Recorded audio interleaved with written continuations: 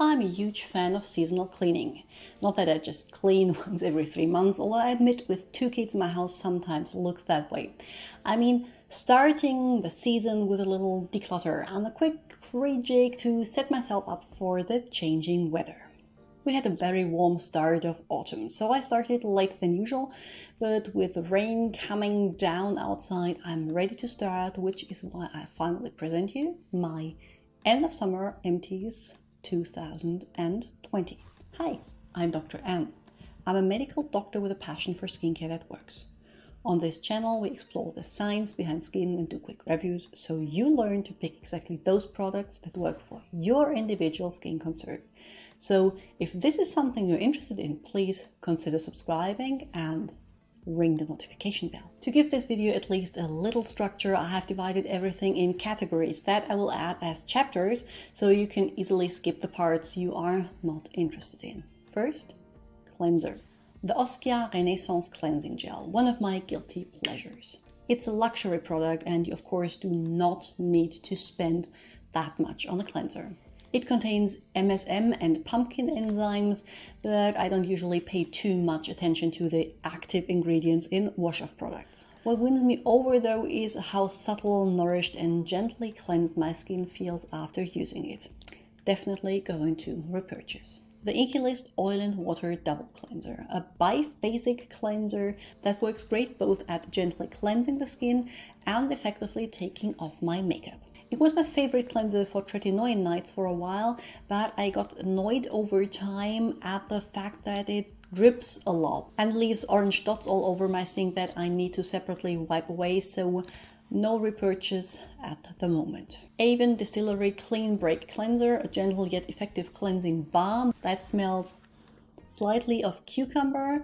It is from the Avon Distillery line, which focuses on sustainable packaging and sustainably sourced ingredients. Avon's interpretation of clean beauty. I enjoyed it a lot and may repurchase eventually. Moving on to toners. The Klairs Supple Preparation Facial Toner, the scented version as travel size. You will know if you have watched my video review that I purchased the unscented version next, not because I'm anti-fragrance, but because I am not the biggest fan of this scent, which is quite herbal.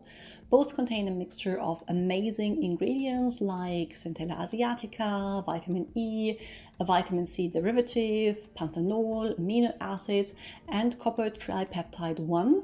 Of course in a low concentration due to the fact that it's a toner. A great and soothing option that I already repurchased, the Pixie Milky Tonic, similar to the Klairs Tonic in what it claims to do, which is hydrate and soothe, but with different ingredients like green tea extract, linoleic and oleic acid. It also has a few plant extracts and fragrant components that might be irritating for some. I might repurchase eventually, but I have other toners on the go right now. Moving on to the biggest category, that is serum.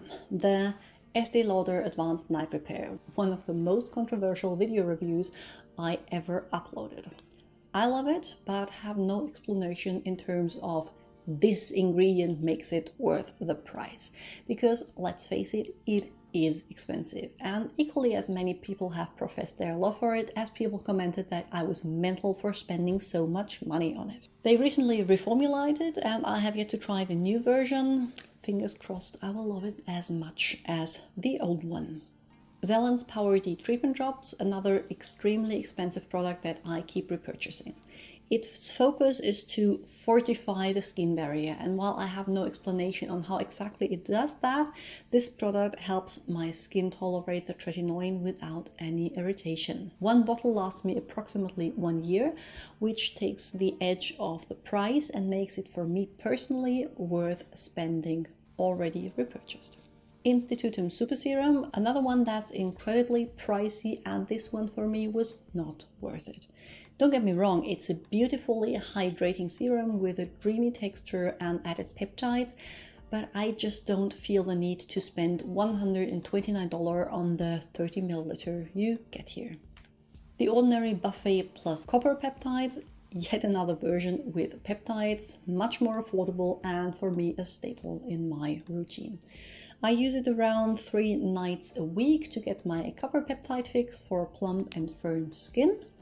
Already repurchased. Pixie Vitamin C Serum. This is the second bottle I used, and while I love it as a great mixture between giving results and not irritating my skin, and because the scent is delicious, I will not repurchase. It oxidizes within 4 to 6 weeks, depending on how diligent you are with storing it in a cool and dark place. And that means for me, I still have more than half of the product left when it's off, and that just feels wasteful for me. Good Molecules Daily Brightening Serum, a lovely hydrating serum with the added benefit of alpha-arbutin, which aims to help with hyperpigmentation. The effect will not be drastic, but when it comes to those stubborn dark patches, every little bit helps. Will repurchase, but want to try other arbutin products first. The Inky List 15% vitamin C and EGF. Don't be fooled, this is not vitamin C, but the vitamin C derivative, ascorbyl glucoside, paired with plant-based endothelial growth factor, EGF. I liked it well enough, but it didn't wow me, so I will not repurchase. Some people commented on my video review though that it gave them great results with persistent use, so you might want to see how you react to it. Moisturizers. The Inky List Snow Mushroom. This is marketed as a moisturizer, which is why I mention it here, but depending on your skin and the climate you live in, this will more likely be a hydrating serum for you rather than the last step in your routine. It feels cooling, has a gel texture, and contains humectants, emollients, and madecassoside.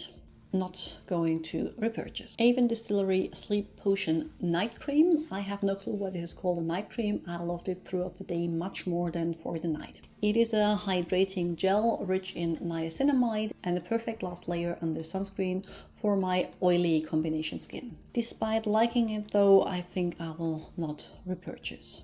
NYX Rêve de Miel Lip Balm, which is, to be fair, not a moisturizer, but I didn't really know where else to put it. It's a staple for me, used twice a day in winter and once a day at night in the summer to keep my lips in perfect condition for red lipstick. As you can see, an absolute essential. Eye creams. The Inky List Caffeine Eye Cream. I have raved about this one so often on here, I will keep it short and simple. This is my favorite eye cream for the day. Lightweight, depuffing, and hydrating, already repurchased. Institutum Truly Transforming Brightening Eye Cream. This used to be my favorite retinol eye cream for the night.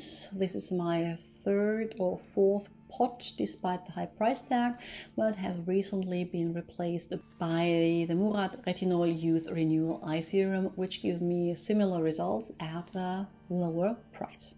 And the Mirumaya Intensely Youthful Eye Cream. Another really nice eye cream for the mornings, but I still prefer the caffeine one, so I will not repurchase. Sunscreen.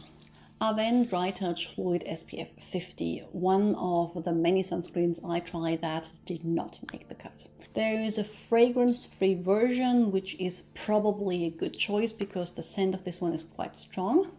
I bought it because of the dry touch claim, but didn't like the texture at all, at least not for my face. I found it to peel easily, so I ended up using it up on my body, not going to repurchase. Biore UV Watery Essence SPF 50, a Japanese sunscreen that I adore for reapplying over makeup or for days when I know I will be mainly indoors.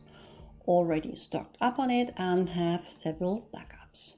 Photoprotector is the Infusion Water SPF 50. This used to be my go-to sunscreen for years until they reformulated. This was the last bottle of the old version I still had, but I will not repurchase. Not only because I can't, but also because I found that with the new ones I've discovered since, my hyperpigmentation has improved.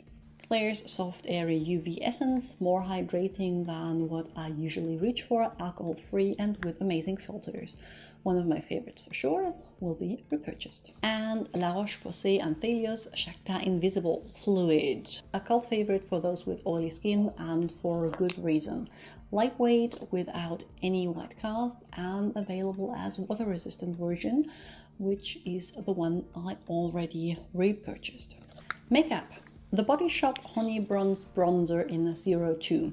That one was actually featured on my very first blog post back in 2014, which is how long it took me to finish It has the perfect level of warmth for my skin tone without being orange and works summer and winter on my skin. It has long been reformulated though, and I have another one by Guerlain on the go at the moment, so given the fact that it takes me 6 years to finish one, I'll probably not rush to repurchase. Maybelline Lash Sensational Mascara. To be honest, I don't have much to say about this one. It was a little too clumpy for my taste, but worked okay. Not the biggest fan of the wands. I prefer them big and without a curve, but overall a good mascara. I'm notoriously unfaithful to mascaras though, which is why I moved on to other ones. And lastly, hair. Langhaarmädchen, which means long-haired girl in German, heat protectant. Biphasic spray that doesn't add any crunchiness to my hair and features panthenol for protection and repair, although I admit I have no clue if that actually does anything when it comes to hair. Already repurchased. Langhaarmädchen Summer Care Shampoo, which was sadly limited edition. The scent is almonds and jasmine, and it made me want to sniff my hair all day long. These shampoos do contain SLS and silicones, which might put some people off, but I actually really enjoy how it works on my hair, and it is very affordable. Already repurchased another scent. And Batiste Dry Shampoo in a Brilliant Blonde, one of the many different Batiste versions I have tried, but to be fair, nothing beats the original version for me. The blonde it adds to the roots is barely noticeable, so not enough to hide the fact that I went in between coloring appointments way too long because of lockdown. So going to repurchase the original version. Please tell me in the comments below if you have tried any of these products, what your experiences were. I'm going to link to more videos on the screen now that I think you might enjoy, and I'm going to see you all very soon with another one. Bye!